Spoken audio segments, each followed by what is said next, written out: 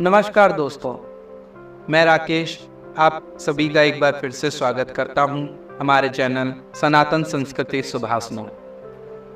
एक बार भगवान शिव माता पार्वती को उनके पूर्व जन्म का स्मरण कराने के उद्देश्य से एक कथा सुनाते हैं।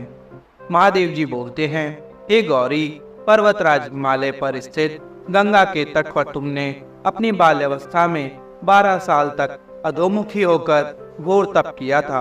इतनी अवधि तुमने अन्न ना खाकर पेड़ों के सूखे पत्ते चबाकर व्यतीत किए। माघ की विकराल शीतलता में तुमने निरंतर जल में प्रवेश करके तप किया। वैसाख की जला देने वाली गर्मी में तुमने पंचाग्नि से अपने शरीर को तपाया। श्रावण की मूसलाधार वर्षा में खुले आसमान के नीचे बिना अन्न जल ग्रहण किए समय व्यतीत किया। तुम्हारे पिता तुम्हारी कष्ट साध्य तपस्या को देखकर बड़े दुखी होते थे, उन्हें बड़ा क्लेश होता था। तब एक दिन तुम्हारी तपस्या तथा पिता के क्लेश को देखकर वहां नारद जी पधारे और तुम्हारे पिता ने मन से अतिथि सत्कार करके उनके आने का कारण पूछा। नारद जी ने कहा, गिरिराज, मैं भगवान विष्णु के भेजने पर यहाँ उपस्थित हुआ हूँ। आपकी कन्या ने बड़ा कठोर तप किया है, इससे प्रसन्न होकर वे आपकी सुपुत्री से विवाह करना चाहते हैं। इस संदर्भ में मैं आपकी राय जानना चाहता हूँ। नारद जी की यह बात सुनकर गिरिराज गदगद हो उठे। उनके तो जैसे सारे क्लेश ही दूर हो गए। वह प्रसन्नचित होकर बोले, हे श्रीमान, यदि स्वयं श्री विष्णु मेरी कन्या का वरण करना चाहते हैं तो भला मुझे क्या आपत्ति हो सकती है। वह तो साक्षात ब्रह्म है। हे महर्षि, यह तो हर पिता की इच्छा होती है कि उसकी पुत्री सुख संपदा से युक्त पति के घर की लक्ष्मी बने। पिता की सार्थकता इसी में है कि पति के घर जाकर उसकी पुत्री पिता के घर से अधिक सुखी रहे। तुम्हारे पिता की स्वीकृति पाकर नारद जी विष्णु जी के पास गए और उनसे तुम्हारे ब्याह के निश्चित होने का सुसमाचार सुनाया। मगर इस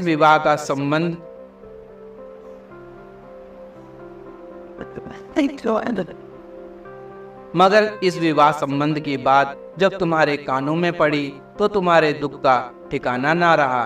तुम्हारी एक सखी ने तुम्हारी इस मानसिक दशा को समझ लिया और तुमसे इस विक्षिप्तता का कारण जानना चाहा। तुमने बताया कि मैंने सच्चे हृदय से भगवान शिव शंकर का वरण किया है, किंतु मेरे पिता ने मेरा विवाह श्री विष्णु जी से निश्चित कर दिया है। मैं विचित्र धर्म संकट में हूँ, अब क्या करूँ। प्राण छोड़ देने के अतिरिक्त कोई भी उपाय मेरे पास शेष नहीं बचा है। तुम्हारी सखी बड़ी ही समझदार और सूझबूझ वाली थी। उसने कहा, सखी, प्राण त्यागने का इसमें कारण ही क्या है। संकट के मौके पर धैर्य से काम लेना चाहिए। नारी के जीवन की सार्थकता इसी में है कि पति रूप में हृदय से जिसे एक बार स्वीकार कर लिया, जीवन पर्यंत उसी के साथ निर्वाह करे। सच्ची आस्था और एक निष्ठा के समक्ष तो ईश्वर को भी समर्पण करना पड़ता है। मैं तुम्हें घनघोर जंगल में ले चलती हूँ, जो साधना स्थली भी हो और जहाँ तुम्हारे पिता तुम्हें खोज भी ना पाए। वहाँ तुम साधना में लीन हो जाना। मुझे विश्वास है कि ईश्वर अवश्य ही तुम्हारी सहायता करेंगे। तुमने ऐसा ही किया। तुम्हारे पिता तुम्हें घर पर ना पाकर बड़े दुखी तथा चिंतित हुए। वह सोचने लगे कि तुम जाने कहाँ चली गई। मैं विष्णु जी से उसका विवाह करने का प्रण कर चुका हूँ। यदि भगवान विष्णु बारात लेकर आ गए और कन्या घर पर ना हुई तो बड़ा अपमान होगा। मैं तो कहीं मुंह दिखाने के योग्य भी नहीं रहूंगा। यही सब सोचकर गिरिराज ने जोर शोर से तुम्हारी खोज शुरू करवा दी। इधर तुम्हारी खोज होती रही और उधर तुम अपनी सखी के साथ नदी के तट पर एक गुफा में मेरी आराधना में लीन थी। भाद्रपद शुक्ल तृतीया को हस्त नक्षत्र था। उस दिन तुमने रेत के शिवलिंग का निर्माण करके व्रत किया और रात भर मेरी स्तुति की, गीत गाकर जागी रही। तुम्हारी इस कष्ट साध्य तपस्या के प्रभाव से मेरा आसन डोलने लगा, मेरी समाधि टूट गई। मैं तुरंत तुम्हारे समक्ष जा पहुंचा और तुम्हारी तपस्या से प्रसन्न होकर तुमसे वर मांगने के लिए कहा। तब अपनी तपस्या के फलस्वरूप मुझे अपने समक्ष पाकर तुमने कहा, मैं हृदय से आपको पति के रूप में वर्ण कर चुकी हूँ। यदि आप सचमुच मेरी तपस्या से प्रसन्न होकर यहाँ पधारे हैं तो मुझे अपनी अर्धांगिनी के रूप में स्वीकार कर लीजिए। तब मैं तथास्तु कहकर कैलाश पर्वत पर लौट आया। प्रातः होते ही तुमने पूजा की समस्त सामग्री को नदी में प्रवाहित करके अपनी सहेली सहित व्रत का पारण किया। उसी समय अपने मित्र बंधु व दरबारियों सहित गिरिराज तुम्हें खोजते खोजते वहां आ पहुंचे और तुम्हारी इस कष्ट साध्य तपस्या का कारण तथा उद्देश्य पूछा। उस समय तुम्हारी दशा को देखकर गिरिराज अत्यधिक दुखी हुए और पीड़ा के कारण उनकी आंखों में आंसू उमड़ आए थे। तुमने उनके आंसू पोंछते हुए विनम्र स्वर में कहा, पिताजी, मैंने अपने जीवन का अधिकांश समय कठोर तपस्या में बिताया है। मेरी इस तपस्या का उद्देश्य केवल यही था कि मैं महादेव को पति के रूप में पाना चाहती थी। आज मैं अपनी तपस्या की कसौटी पर खरी उतर चुकी हूँ।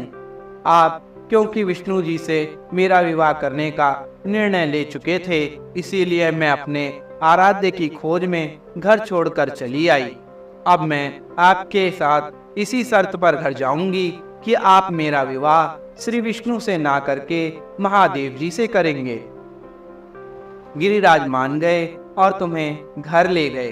कुछ समय के पश्चात शास्त्रोक्त विधि विधान पूर्वक उन्होंने हम दोनों को विवाह सूत्र में बांध दिया। हे पार्वती, भाद्रपद शुक्ल की तृतीया को तुमने मेरी आराधना करके जो व्रत किया था, उसी के फलस्वरूप मेरा तुम्हारे साथ विवाह हो सका। इस व्रत का महत्व यह है कि मैं इस व्रत को पूर्ण निष्ठा से करने वाली प्रत्येक स्त्री को मनवांछित फल देता हूँ। इस व्रत से जुड़ी एक मान्यता यह है कि इस व्रत को करने वाली स्त्रियां पार्वती जी के समान ही सुखपूर्वक पति रमण करके शिवलोक को जाती हैं। सौभाग्यवती स्त्रियां अपने सुहाग को अखंड बनाए रखने के लिए और अविवाहित युवतियां मन मुताबिक वर पाने के लिए हरताली जी का तीज का व्रत करती हैं।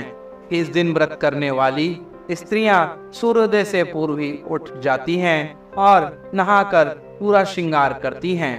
पूजन के लिए केले के पत्तों से मंडप बनाकर गौरी शंकर की प्रतिमा स्थापित की जाती है। इसके साथ पार्वती जी को सुहाग का सारा सामान चढ़ाया जाता है। रात में भजन कीर्तन करते हुए जागरण कर 3 बार आरती की जाती है और शिव पार्वती विवाह की कथा भी सुनी जाती है। इस व्रत के व्रती को शयन करने का निषेध है, अर्थात उसे सोना नहीं चाहिए। इसके लिए उसे रात्रि में भजन कीर्तन के साथ रात्रि जागरण करना पड़ता है। प्रातः काल स्नान करने के पश्चात श्रद्धा एवं भक्ति पूर्वक किसी सुपात्र सुहागिन महिला को श्रृंगार सामग्री, वस्त्र, खाद्य सामग्री, फल, मिष्ठान एवं यथाशक्ति आभूषण का दान करना चाहिए। रेत के शिवलिंग बनाए हैं तो उनका जलाशय में विसर्जन किया जाता है और खीरा खाकर व्रत को संपन्न किया जाता है।